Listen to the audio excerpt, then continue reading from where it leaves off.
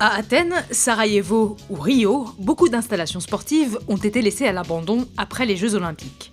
En 1924, Paris organisait les Jeux. Presque 100 ans après, que sont devenus ces stades et autres piscines olympiques? Pour la première fois de l'histoire des Jeux, un village olympique est installé pour les athlètes. À Colombes, il compte une 60aine de maisons en bois, avec l'eau courante, un bureau de poste et même un restaurant. Aujourd'hui, plus rien ne subsiste du premier village olympique de l'histoire. Les maisons ont été vendues et remplacées peu à peu par des immeubles. C'est également à Colombes qu'est construit le stade olympique de 60 000 places. Cette enceinte accueille aujourd'hui des compétitions internationales. Jusqu'en 2017, il est resté le terrain du Racing 92 pour ses rencontres de rugby de top 14.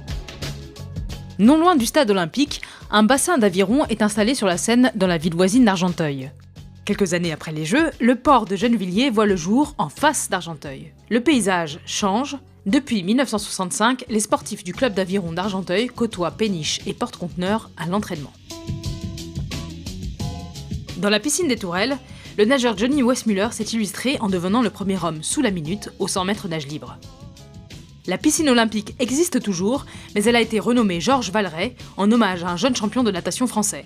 Son toit ouvrant fait le bonheur des nageurs parisiens l'été. Inauguré en 1903 dans le quartier de Grenelle à Paris, le vélodrome d'hiver accueille essentiellement des compétitions cyclistes, très prisées par la population ouvrière, très présente à l'époque dans ce quartier. Devenu tristement célèbre pour la rafle de 13 000 juifs pendant la Seconde Guerre mondiale, le Veldiv est détruit en 1959. Aujourd'hui, des immeubles de bureaux ont pris sa place, mais une plaque commémorative subsiste.